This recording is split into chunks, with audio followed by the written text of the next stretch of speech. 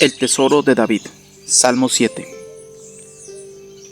El título es Sigayón de David, por lo que podemos colegir de las observaciones de los entendidos y de una comparación de este salmo con el otro único sigayón de la palabra de Dios, Habacuc 3. Este título parece indicar cánticos variables con los que se asocia la idea de solaz y de placer. Parece probable que Cus, el benjaminita, había acusado a David ante Saúl de una conspiración traicionera contra la autoridad real. Esto puede entenderse como el cántico del santo calumniado. Aún esta penosa aflicción es ocasión para un salmo.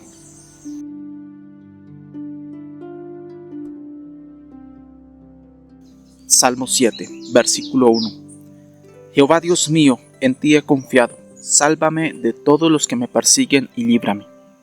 Jehová Dios mío, en ti he confiado. El caso se inicia aquí con una confesión de confianza en Dios. Sea cual sea la premura de nuestra condición, nunca debemos olvidar el retener nuestra confianza en Dios. Oh Señor mío, por un pacto especial, sellado por la sangre de Jesús y ratificado en mi propia alma por un sentimiento de unión a ti. En ti y en ti solamente he puesto mi confianza, ahora en mi penosa aflicción. Yo tiemblo, pero la roca no se mueve. Nunca está bien desconfiar de Dios y nunca es en vano el confiar en Él. Versículo 2. No sea que desgarren mi alma cual león y me destrocen sin que haya quien me libre.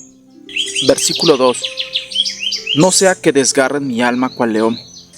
Había un enemigo de David que era más poderoso que los demás. Es de este enemigo que con urgencia busca liberación. Quizás se trataba de Saúl, su enemigo real. Pero en nuestro caso hay uno que va dando vueltas alrededor como un león, que intenta devorarnos, con respecto al cual hemos de clamar, líbranos del maligno. He leído de algunas naciones bárbaras que cuando el sol calienta demasiado disparan flechas contra él. De la misma manera los malvados disparan a la luz y calor de la piedad. Jeremías Burroughs. Y me destrocen sin que haya quien me libre. Este es un retrato conmovedor de un santo entregado a la voluntad de Satanás. Esto hará conmover las entrañas de Jehová. Un padre no puede permanecer en silencio cuando su hijo está en un peligro semejante. Haremos bien aquí en recordar que esta es una descripción del peligro al cual se ve expuesto el salmista por lenguas calumniadoras. La calumnia deja su baba, por más que pueda desmentirse. Si Dios fue calumniado en el Edén, nosotros no sufriremos menos en esta tierra de pecadores. Si queremos vivir sin ser calumniados, hemos de esperar hasta llegar al cielo. Versículo 3. Jehová Dios mío, si yo he hecho esto, si hay en mis manos iniquidad. Versículo 3. Jehová Dios mío, si yo he hecho esto, si hay en mis manos iniquidad. Josefo nos cuenta de Apolinario que decía respecto a los judíos y cristianos que eran más necios que los bárbaros. Y Paulus Fagius cuenta una historia de un egipcio que decía con respecto a los cristianos, son un hato de gente traicionera y asquerosa. Y respecto a guardar el sábado, dice, tenían una enfermedad y querían reposar el séptimo día a causa de la misma. Jeremías Burroughs. El aplauso de los malos generalmente implica algún mal y su censura implica algún bien. Thomas Watson. Versículo 4. Si he dado mal pago al que estaba en paz conmigo. El devolver mal por bien es una corrupción humana. El hacer bien por bien es una retribución cívica, pero el hacer bien por mal es una perfección cristiana. Aunque no sea la gracia de la naturaleza, con todo, es la naturaleza de la gracia. W.M. Secker. Versículo 4. Si he dejado mal pago al que estaba en paz conmigo, antes he libertado al que sin causa era mi enemigo. Versículo 5. Persiga el enemigo mi alma, y alcáncela. Huelle en tierra mi vida, y mi honra ponga en el polvo. Selah. Versículo 6. Levántate, oh Jehová, en tu ira. Álzate en contra de la furia de mis angustiadores, y despierta en favor mío el juicio que mandaste. Versículo 6. El juicio que has convocado. David, para orar debidamente, reposa en la palabra y promesa de Dios, y el resultado de su ejercicio es este: Señor, no soy llevado por la ambición o la pasión voluntariosa y necia, o el deseo corrompido, desconsiderado, de pedirte todo lo que agrada a mi carne, sino que es la clara luz de tu palabra la que me dirige, y en ella me fundo con firmeza. Juan Calvino. Versículo 7. Te rodeará congregación de pueblos, y sobre ella vuélvete a sentar en alto. Versículo 8. Jehová juzgará a los pueblos. Júzgame, oh Jehová, conforme a mi justicia y conforme a mi integridad. Versículo 8. En los dos últimos versículos procuraba que Jehová se levantara, y ahora que se ha levantado, David se prepara para mezclarse con la congregación del pueblo que le rodea. Versículo 9. Fenezca ahora la maldad de los inicuos, mas establece tú al justo, porque el Dios justo prueba la mente y el corazón. Versículo 9. Que cese ya la maldad de los inicuos. Afianza en cambio tú al justo. ¿No es este el anhelo universal de toda la compañía de los elegidos? Versículo 10. Mi escudo está en Dios, que salva a los rectos de corazón. Versículo 10. Mi escudo está en Dios, que salva a los rectos de corazón. La verdad, como el aceite, siempre surge por encima. Nuestros enemigos no tienen poder para ahogarla.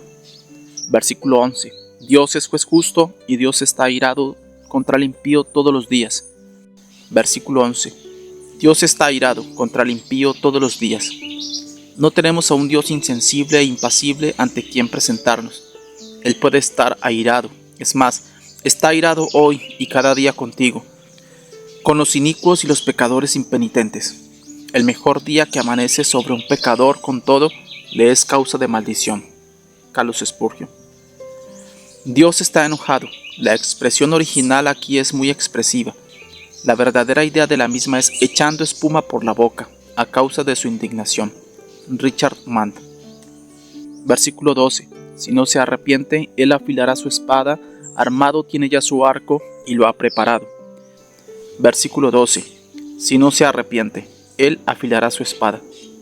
La espada de Dios ha sido afilada en la piedra que gira de nuestra maldad diaria, y si nos arrepentimos, con presteza nos hará pedazos. El pecador no tiene otra alternativa.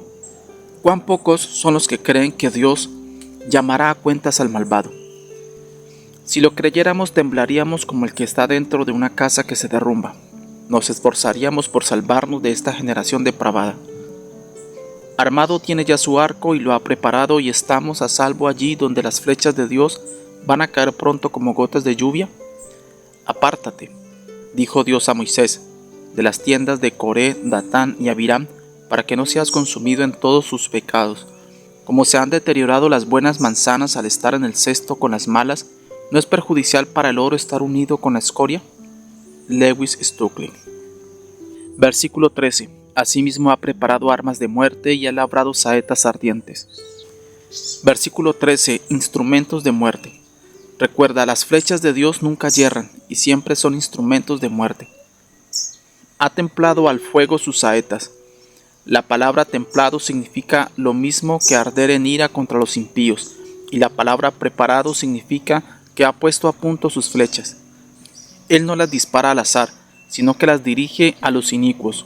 Un tal Félix, conde de Wartenberg, uno de los capitanes del emperador Carlos V, juró en la presencia de varios en una cena que antes de morir cabalgaría donde le llegara la sangre de los luteranos hasta las espuelas. Este hombre ardía en malicia, pero observemos cómo Dios dirige sus saetas contra él. Aquella misma noche la mano de Dios le hirió de tal forma que fue estrangulado y se ahogó en su propia sangre. No cabalgó, sino que se bañó él mismo, no hasta las espuelas, sino hasta la garganta, no en la sangre de los luteranos, sino en su propia sangre. Jeremiah Burroughs. Versículo 14. He aquí el impío concibió maldad, se preñó de iniquidad y dio a luz engaño.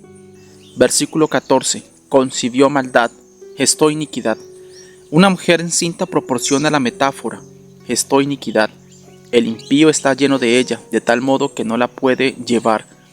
Quiere hacer su voluntad, está lleno de dolores hasta que es ejecutado su malvado intento.